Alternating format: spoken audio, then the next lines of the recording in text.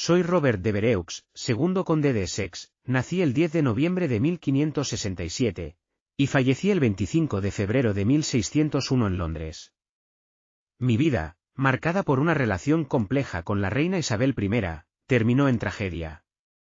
Como cortesano y soldado, sucedí a mi padrastro, Robert Dudley, conde de Leicester, como favorito de la reina, aunque nuestra relación fue constantemente tensa debido a mi imprudencia y descaro. Desde niño, estuve destinado a una vida de prestigio.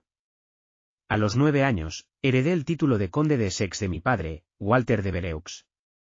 Destaqué como soldado, mostrando valor en la lucha contra los españoles en los Países Bajos en 1586, y al año siguiente, Isabel me nombró caballerizo mayor.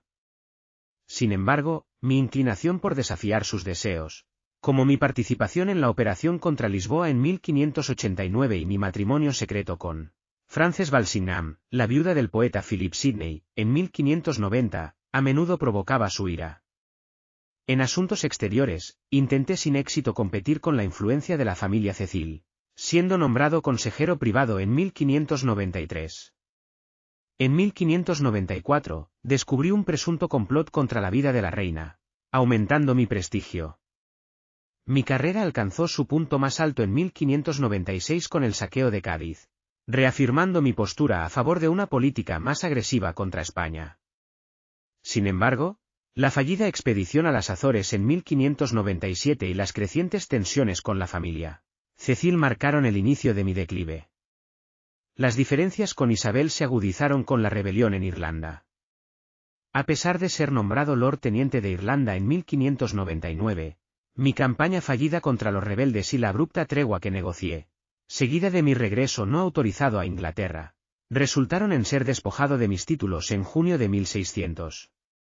Políticamente arruinado y en bancarrota, intenté un levantamiento en Londres el 8 de febrero de 1601, que fracasó lamentablemente, llevándome a mi rendición y posterior ejecución en la Torre de Londres por traición. Lo más irónico de mi trágico final fue que Francis Bacon, el científico y filósofo a quien había apoyado en su carrera, actuó como uno de los fiscales en mi juicio. Mi vida, llena de ambición, valentía y una búsqueda constante de favor real, es recordada como una de las historias más dramáticas y trágicas de la corte isabelina. Según esta leyenda, después del éxito de mi expedición a Cádiz, Isabel me entregó un anillo y me dijo que se lo enviara si alguna vez necesitaba su ayuda. Tras mi rebelión contra la reina, recordé el anillo y decidí usarlo como un último recurso para pedir su clemencia. Mi plan era enviar el anillo a Isabel a través de un mensajero, pero, según la leyenda, el anillo llegó por error a manos de Catalina Howard, la condesa de Nottingham. La intención era que el anillo llegara a Filadelfia Scrope, hermana de Catalina y una persona leal a mí. Catalina Howard, que estaba casada con uno de mis enemigos, supuestamente retuvo el anillo, impidiendo que llegara a Isabel. Como resultado de este trágico malentendido, no recibí el perdón de Isabel y fui ejecutado. La leyenda cuenta que, en su lecho de muerte 2 años más tarde, Catalina Howard confesó a Isabel lo que había hecho. La reacción de Isabel fue de dolor y enojo, diciendo, «Que Dios te perdone, señora, pero yo nunca podré».